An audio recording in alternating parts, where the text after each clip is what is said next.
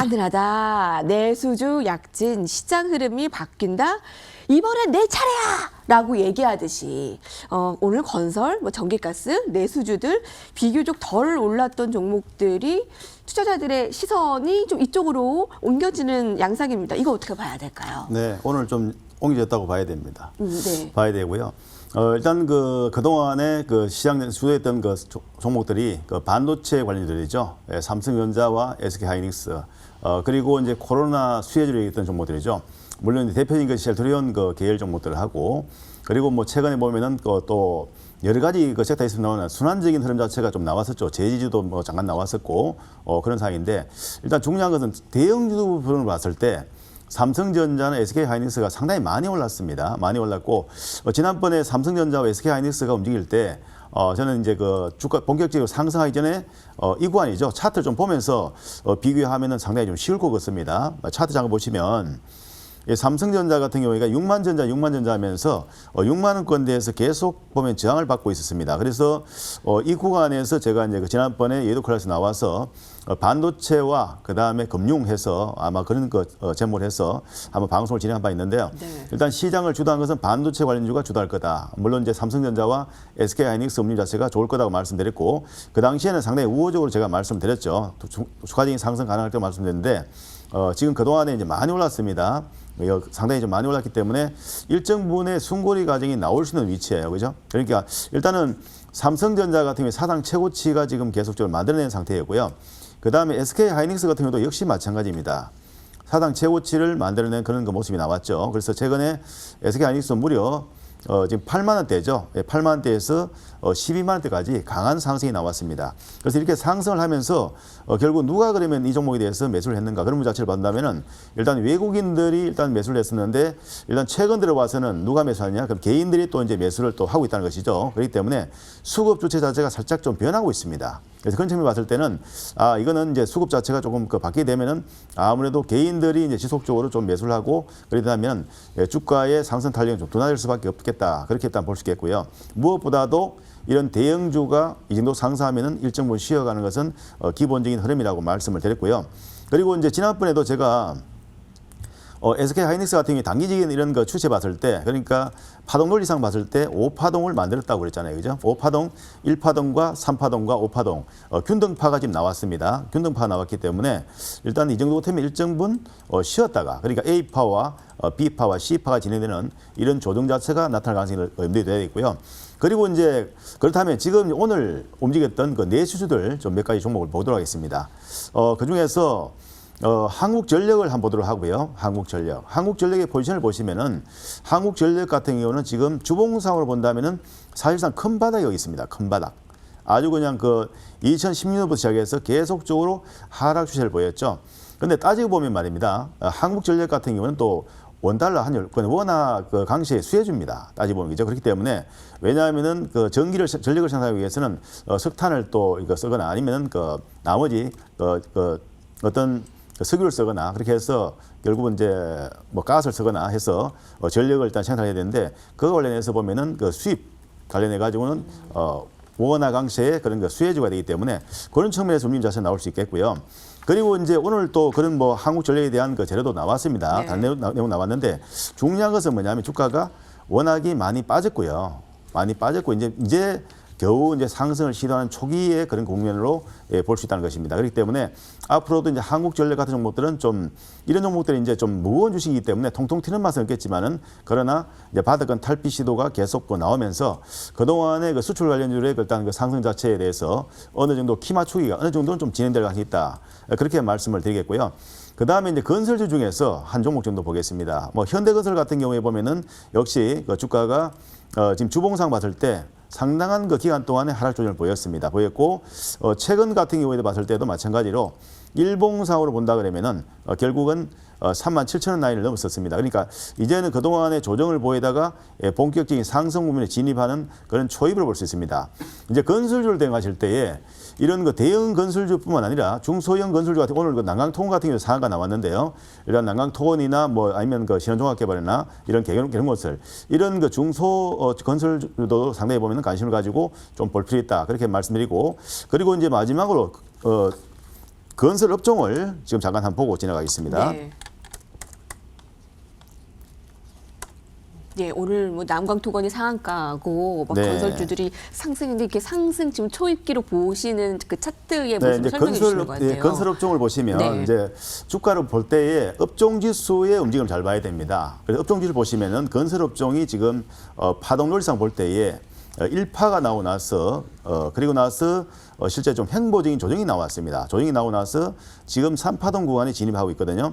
최근에 거래량도 역시 그 증가를 하고 있습니다. 그렇기 때문에 건설업종 자체가 보면 이제는 3파동의 진행을 봐야 됩니다. 그래서 일단 당분간은 이런 상승 자체가 좀 이어질 가능성이 있고 업종 지수로 봤을 때 지금 상승폭을 예상해 본다면은 상당한 상승폭이 아직까지 보면은 그 뒤에 남아 있다고 볼 수 있습니다. 그렇기 때문에 건설주를 일단 대응하실 때는 건설업종의 뭐 대표적 물론 이제 그 시가총액이 큰 종목들도 대응하기 좋겠지만은 시가총액이 작은 중소 건설자들의 어떤 그 순환적인 흐름 그런 부분도 감안해서 대응한다면 상당히 좀 그 좋은 좋은 흐름이 좀 나오지 않겠나 그렇게 생각을 하고요.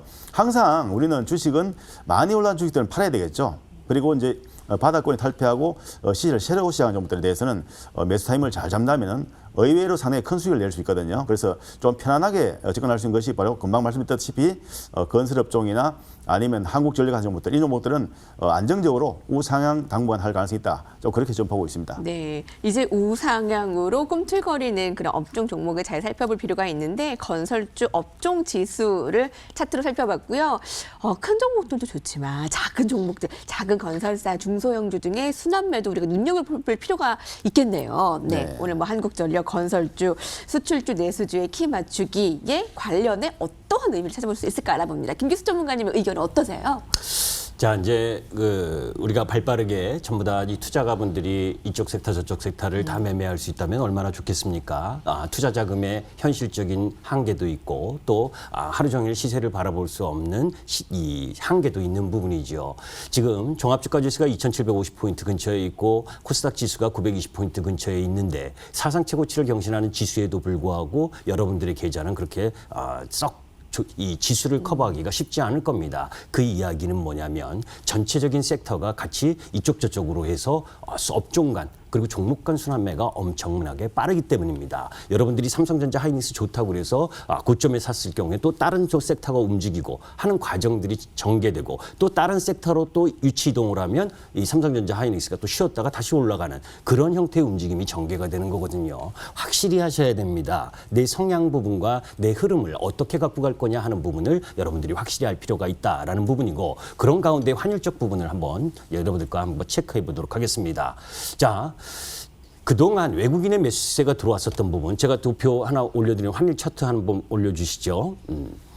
그 흐름들 속에서 보게 되면 원화 환율이 그죠? 저 노란색 라인이 3월달 이 첫 번째 노란색 라인이 3월 달에 1296원 하던 환율이 추세단까지 하락을 한 이후에 1179원까지 하락한 이후에 그 마디까지 하락을 해서 1080원까지 찍었습니다. 그 이야기는 뭐냐면 환율의 반등 가능성이 있다는 거죠. 환율의 반등 가능성이 있으니까 외국인들의 매수세 흐름 부분이 다소 줄어들 가능성이 높고 그 줄어들 가능성이 높다는 건 뭐예요? 기존 주도 섹터였었던 반도체를 필두한 자동차라든지 이쪽 부분에 있어서의 매수세, 대형성 종목의 매수세가 다소 완화될 가능성이 높다. 그죠? 적극적인 매수세라기보다는 좀 쉴 가능성이 있다라는 걸 이야기하는 거고 그 틈을 타서 아까 그동안님께서 말씀하신 것처럼 이 오늘 시장의 흐름에 종합주가 지수는 덜 떨어졌지만 그 덜 떨어진 이유가 한국전력이라든지 한국가스 그리고 건설 그리고 이쪽 이 내수 관련성 종목 부분에 있어서 지수를 받친 효과인 겁니다. 그러니까 종목만 바라보면 사실 종목 부분에 있어서 대형주 쪽 라인 부분에 있어서 기존 주도 섹터 종목 부분들은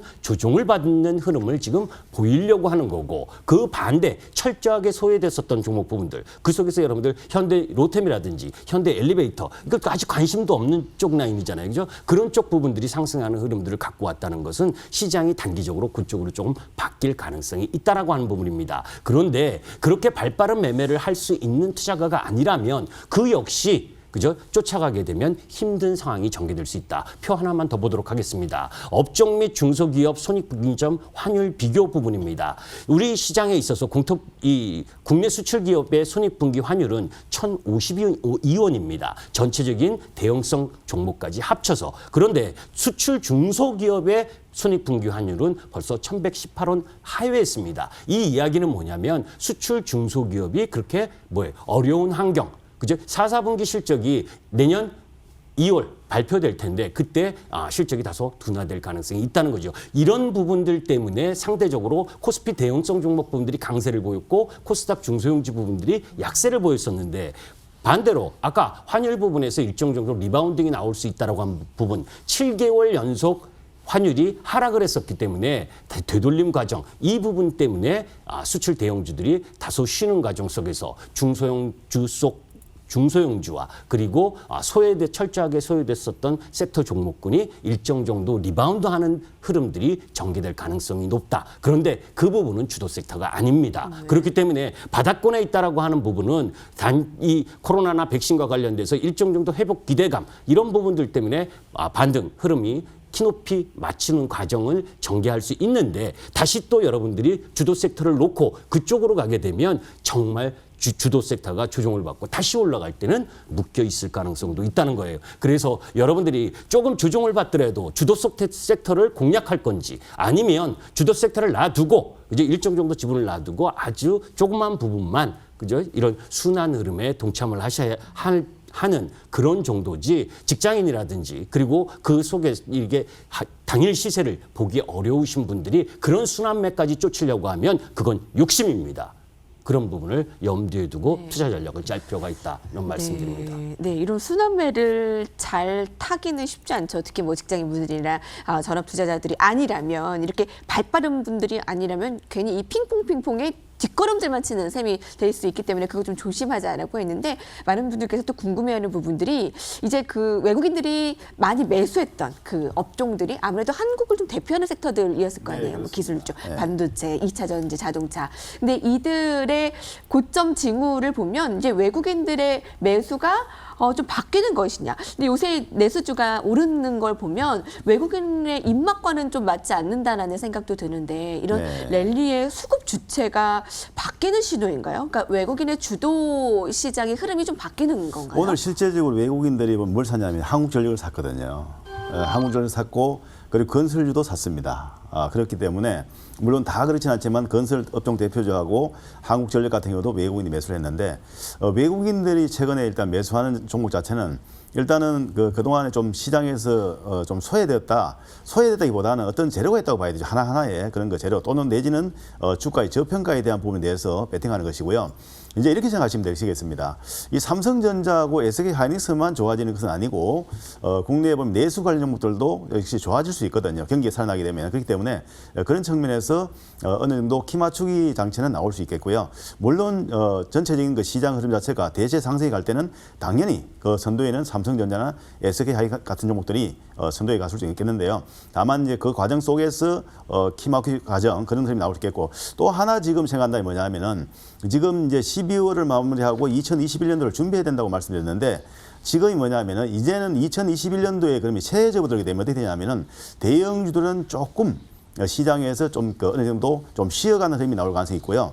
그리고 이제 1월 효과에 의해서 중소형주가 또 상당히 좀 힘을 받아서 강한 흐름이 나올 수 있겠는데 그런 흐름 자체 1월 달부터 시작해서 제가 볼 때는 한 3월 정도까지는 중소형주가 상대적인 강세가 나오지 않겠느냐 좀 그렇게 보고 있습니다. 그렇기 때문에 시장의 변화에 대해 가지고 우리는 또 적절하게 대응을 해야 되는 것이고요. 그리고 이제 대형주 움직일 때는 그때 대형주 또 배팅하면 될 것 같습니다. 그러니까 어느 한쪽으로 이제 일단 매매하기보다는 어느 정도 이 주가 자체가 계속적으로 지수가 상승하면서 밸런싱을 맞춰가는 상태이기 때문에 일단은 좀 많이 빠진 종목들에 대해서 회복 못한 종목들은 어느 정도 회복하는 그런 거 좀 그런 봐야 되겠고 그리고 많이 올라간 종목들에 대해서는 또 이제 차익심도 좀 하고 그런 전략이 바람직하다 그렇게 말씀드리겠습니다. 네, 하실 말씀 있으세요? 간단히?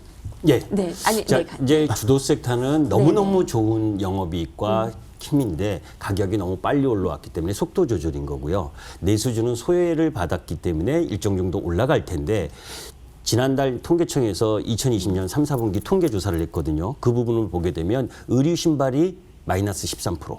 그죠? 그리고 오락 문화가 마이너스 28%, 네. 교육이 마이너스 13%. 이 정도로 내수가 위축됐다는 사실도 여러분들이 알고 접근할 필요가 있습니다. 네, 여러분 정말 쉽지 않은 일인데 발 빠른 분들이 아니라면 매일 함께하는 여의도 클래스에서의 종목들을 좀 유심히 보는 것도 힌트가 될 것입니다. 자, 라운드 2 정리하겠습니다.